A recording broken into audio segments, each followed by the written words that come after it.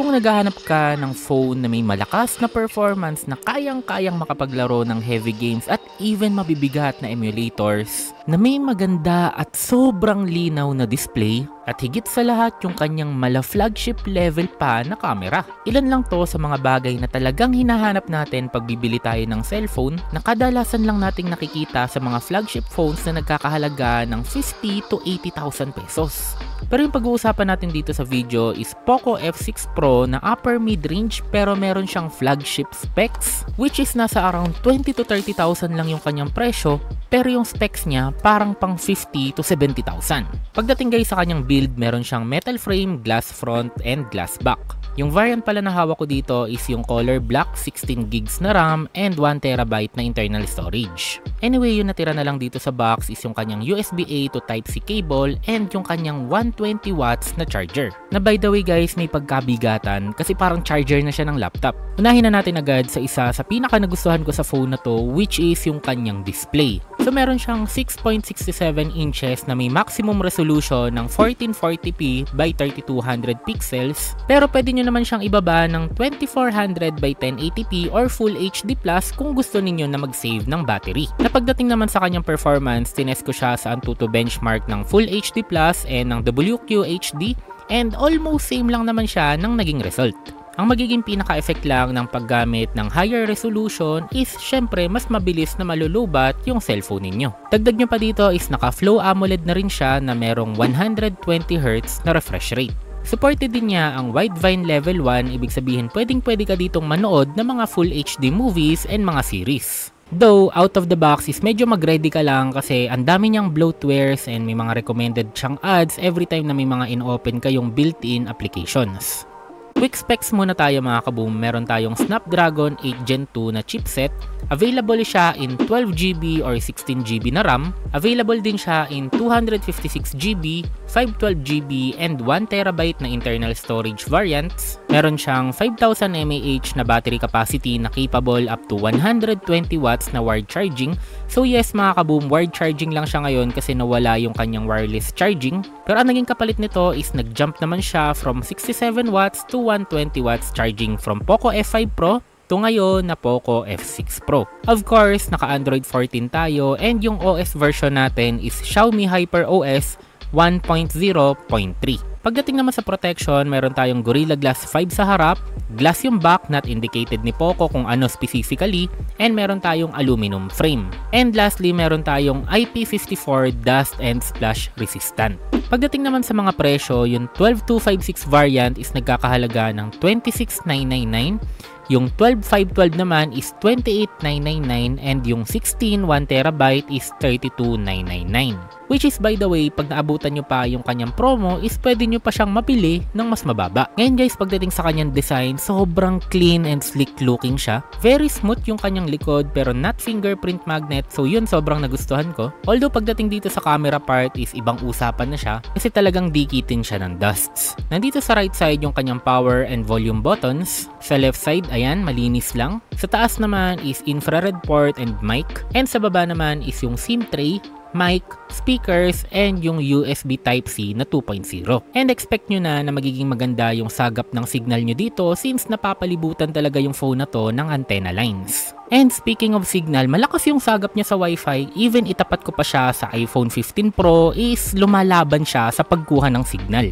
Even yung sagap niya sa mobile data is para sa akin okay naman, pero of course, kagaya ng sinasabi ko sa other videos natin, nakadepende pa rin to kung anong SIM card ba yung ginagamit mo and kung ano or saan yung location mo. Pagdating naman sa performance, panalong-panalo ka dito. Nakakuha tayo ng 1.5 million Antutu points, 1,423 single core score, and 5,130 multi-core score sa Geekbench, which is medyo malapit na sa mga flagship phones. Goods din yung kanyang temperature since sa 1 hour na tinest ko siya is never naman siya naging pula. So far okay yung ating chart, but I suggest na gumamit kayo ng case or external cooler pag naglalaro kayo since dahil nga bakal yung kanyang gilid, mafe-feel nyo yung init. Pagdating naman sa gaming, sa Mobile Legends meron tayong ultra frame rate and ultra graphics na of course sobrang smooth. Even may mga clash, even sobrang daming effects at ang daming nangyayari, walang kaproblema. Actually, sa ganito kalakas na phone, dapat nga hindi na natin pinag-uusapan yung Mobile Legends kasi siguradong mamaniin lang niya yung gantong type of game. Pero for the sake lang na makita ninyo yung settings and yung performance sa ilan sa mga mainstream games dito sa atin, is pinapakita ko na rin sa inyo itong game.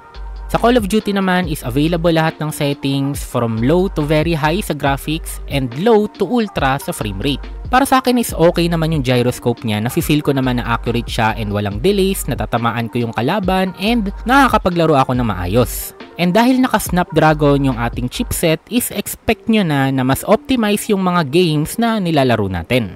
At max frame rate stable tayo na 60 FPS. And ganun din pag nag-ultra tayo, stable din at 120 FPS. Pasensya lang kasi hindi talaga ako makakapagpakita ng any Battle Royale game since nahihilo talaga ako every time na naglalaro ako ng ganong type of game. So, punta na lang tayo sa next game. Sa Genshin Impact, isang recommended niya is medium pero tinry ko lang na ilagay siya sa highest at 60 FPS. And ayun no, kinakaya niya. Pero kumusta kaya pag may laban?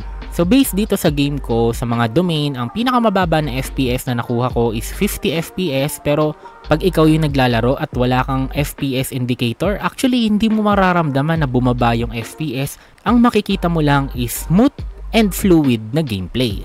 Tinry ko na rin siya sa mabigat na part ng game and ayan, wala pa rin ka-problema. Pero I suggest kung gusto nyo na magkaroon ng longer gaming sessions is gumamit pa rin kayo ng phone cooler.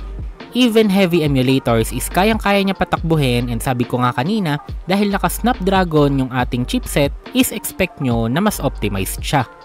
Kaya naman mga kaboom, kung smooth siya sa Genshin Impact which is isa sa pinakamabigat na game na pwede mong i-download para sa phone mo, and kung smooth din siya sa heavy emulators, siguradong magiging swabe din yung laro ninyo sa ibang games.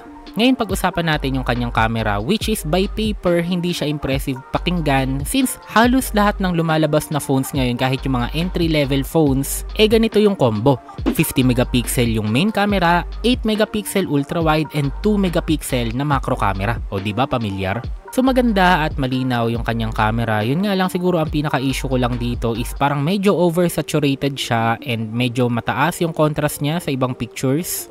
So hindi ko alam, baka sinadya to ng Poco para social media ready na agad yung photo mo once na nag-take ka ng pictures. Pero beside doon is very clear, malinaw yung mga photos na nakuha natin dito sa Poco F6 Pro. Even yung macro camera niya is nakakakuha tayo ng magagandang shots. Of course, hindi siya super flagship level quality pero masasabi mo naman pag nakita mo yung pictures na to na galing siguro to sa high-end phone.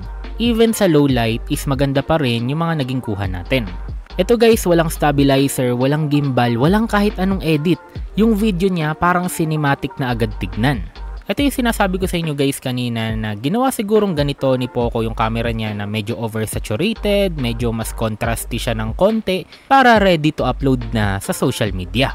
So para sa akin guys is okay na yung phone na to. Maganda yung display, solid yung camera, optimized for gaming for around 20 to 30,000 pesos. Pero kung kayo yung tatanungin ko guys, sulit ba para sa inyo itong Poco F6 Pro? Comment your thoughts down below.